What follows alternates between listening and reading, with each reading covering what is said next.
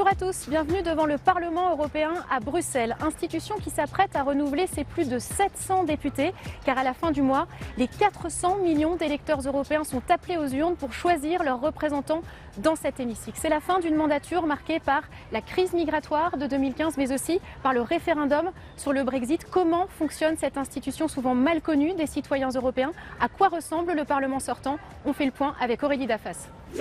Après 5 ans de travail et des avancées sur des sujets aussi variés que la protection des données, les travailleurs détachés ou la lutte contre le changement climatique, les 750 députés européens achèvent leur mandat. Au sein de l'institution, chaque député est rattaché à un groupe politique, parmi les 8 que compte le Parlement. Le groupe majoritaire actuellement, avec 29% des sièges, est le PPE, le Parti populaire européen. Il regroupe des partis de droite de toute l'Europe, comme les Républicains en France ou la CDU en Allemagne. C'est de cette formation qu'est issu le président du Parlement européen, l'Italien Antonio Tajani. Deuxième force politique, le groupe de gauche des socialistes et démocrates, qui regroupe 25% des députés. Viennent ensuite les conservateurs et réformistes, puis les centristes du groupe ADLE. Si on s'intéresse maintenant aux élus de l'Hexagone, les équilibres politiques sont un peu différents. Sur les 74 eurodéputés français, 20 font partie du PPE, 15 sont à l'extrême droite, parmi les 37 membres du groupe Europe des Nations et des Libertés. Et les élus de la formation socialiste n'arrivent qu'en 3e position, avec 12 eurodéputés. Et pour tenter d'analyser ces 5 dernières années de mandature, j'ai le plaisir d'être accompagnée aujourd'hui par Amandine Crespi. Bonjour. Bonjour. Vous êtes spécialiste des affaires européennes à l'Université libre de Bruxelles. Oui. Alors on s'en souvient, en 2014, il y avait eu une forte poussée eurosceptique au Parlement européen. Est-ce que vous pensez que ça a influencé le travail des députés ces 5 dernières années ? Pas de manière significative. On sait que la très grande majorité des textes est adoptée par une grande coalition, en quelque sorte, c'est-à-dire par les conservateurs, les sociodémocrates et même très souvent les libéraux. Donc au niveau de l'adoption des textes, l'influence n'a pas été cruciale. Est-ce que vous pensez qu'il faut craindre une telle poussée lors de ce scrutin à la fin du mois ? C'est difficile à dire parce que la composition du futur Parlement va dépendre évidemment des résultats électoraux dans 28 États membres. Donc il y a des effets de compensation, mais on anticipe en tout cas une continuation de la poussée des groupes de droite et d'extrême droite, comme on l'a observé depuis 1999. Alors ce qu'il faut aussi souligner, c'est que depuis 2014, il y a des mouvements populistes qui ont accédé au pouvoir. On pense à l'Italie, à la République tchèque. Est-ce que finalement il faut plus craindre l'arrivée de commissaires eurosceptiques dans la future Commission européenne? Alors ça, ce sera en effet un élément nouveau. On va voir quel type de personnalité politique ces gouvernements vont nommer pour faire partie de la Commission. Et ça reste à voir comment ces commissaires, qui seront encore minoritaires, se comporteront. Est-ce qu'ils chercheront à bloquer les initiatives du Collège des commissaires ou au contraire mettront-ils sur la table de nouvelles propositions, par exemple pour renationaliser certaines politiques? Ça reste encore assez incertain. En tout cas, ces 5 dernières années, de nombreux textes ont été votés, des textes qui ont eu un impact sur la vie quotidienne des citoyens européens. On fait le point en images sur les avancées de cette dernière mandature. RGPD, derrière ce sigle barbare, l'une des plus grandes réussites de la 8e législature du Parlement européen. Un règlement appliqué depuis le 25 mai 2018 pour un meilleur contrôle de ces données personnelles face aux géants d'Internet. Cette mesure a vu le jour en plein scandale Cambridge Analytica, une entreprise accusée d'avoir récupéré les données de dizaines de millions d'utilisateurs de Facebook. Autre vote exemplaire, l'adoption récente de la directive sur le droit d'auteur qui vise à mieux rémunérer les auteurs et les artistes sur Internet. Le texte a particulièrement déchaîné les passions dans l'hémicycle.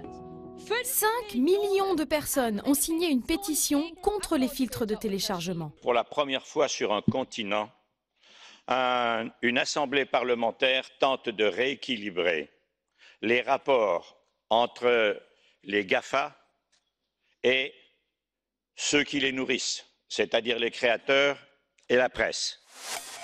Des mesures très concrètes pour cette Europe que l'on dit souvent éloignée des préoccupations des citoyens, comme la fin du roaming, comprenez les frais d'itinérance pour les téléphones mobiles. Une mesure phare de l'année 2015, le consommateur européen peut désormais utiliser son forfait national dans un autre État de l'Union. Une législature également marquée par la mise en œuvre de l'accord de Paris sur le climat, de nouvelles limites pour les polluants atmosphériques en 2016, des mesures pour réduire les déchets, mais aussi pour interdire les pesticides tueurs d'abeilles en 2018, jusqu'à l'adoption en janvier dernier d'une directive sur l'interdiction des plastiques à usage unique, comme les pailles ou les cotons-tiges. Le plastique empoisonne nos mers, il tue leurs habitants et il nous menace, nous, au bout de la chaîne. Il était urgent d'agir. Un autre texte a suscité l'attention, la révision de la directive sur les travailleurs détachés au printemps 2018. Le principe, pour une même tâche, un travailleur sera payé la même chose, quelle que soit sa nationalité. Des mesures qui ont divisé les députés pour des raisons nationales. Le Parlement a dû exclure le secteur du transport. Progrès limité en revanche sur la fiscalité, un domaine qui reste largement dépendant de la volonté des États. Même problème pour la réforme de la politique agricole commune et celle du système d'asile, deux dossiers explosifs qui attendent les futurs élus du nouveau Parlement. Alors on vient de le voir dans ce sujet, certains textes ont eu un impact sur la vie quotidienne des Européens. Est-ce que c'est une nouveauté de cette mandature? Ça n'est pas une nouveauté, mais la nouveauté, c'est la stratégie de communication des institutions européennes qui cherchent à faire plus savoir, à faire plus connaître auprès des citoyens l'action et l'impact concret du Parlement. Mais le Parlement, depuis très longtemps, s'exprime, par exemple, sur tout ce qui relève de la réglementation environnementale, la qualité de l'eau, de l'air. Mais il reste sur la table un certain nombre de dossiers qui semblent assez inextricables. On pense à la réforme de l'asile notamment.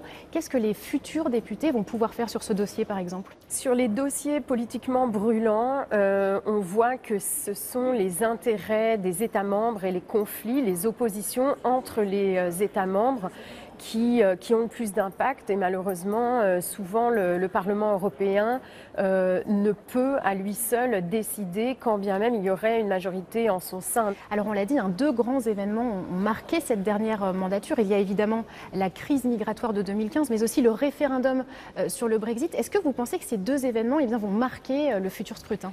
Oui, sans aucun doute, la politique migratoire en particulier s'est imposée comme le grand thème européen de la campagne qui clive les positions avec des partis conservateurs ou d'extrême droite qui appellent à un durcissement du contrôle des frontières et puis d'autres partis qui au contraire appellent à une remise à plat à la fois de la libre circulation dans l'espace Schengen en même temps que l'élaboration de règles communes pour l'accueil des demandeurs d'asile. Et puis le Brexit pèse en premier lieu évidemment sur l'élection britannique qui se transforme en quelque sorte en second référendum pour ou contre la sortie du pays de l'Union européenne. Et dans les autres pays, je pense en particulier à la France ou l'Italie où on a eu des partis qui à un moment donné pouvaient se prononcer pour une sortie de l'Union européenne, le Brexit joue un petit peu le rôle d'épouvantail et montre en quelque sorte aux citoyens les difficultés auxquelles pourrait s'exposer un pays qui essaye de sortir de l'Union. En prenant en compte toutes ces thématiques, quels pourraient être selon vous les futurs équilibres dans le futur Parlement? Alors ça va dépendre en grande partie de la recomposition des groupes politiques au sortir des élections et notamment de la capacité ou la non-capacité des groupes à la droite de l'hémicycle à former un voire deux grands groupes qui pourront vraiment avoir une influence sur le travail de l'Assemblée et ça dépendra également de la question de la relation entre ce groupe ou ces deux groupes eurosceptiques d'extrême droite et le PPE lui-même. On va découvrir en tout cas ce nouveau visage des institutions, des semaines qui vont être cruciales pour l'avenir de l'Union européenne. Merci beaucoup Amandine Crespi d'avoir été notre invitée aujourd'hui. Merci à vous de nous avoir suivis. Je vous laisse en compagnie d'Oriane Mancini et de Caroline de Camaret pour la suite de notre grande soirée européenne. À très bientôt à Bruxelles.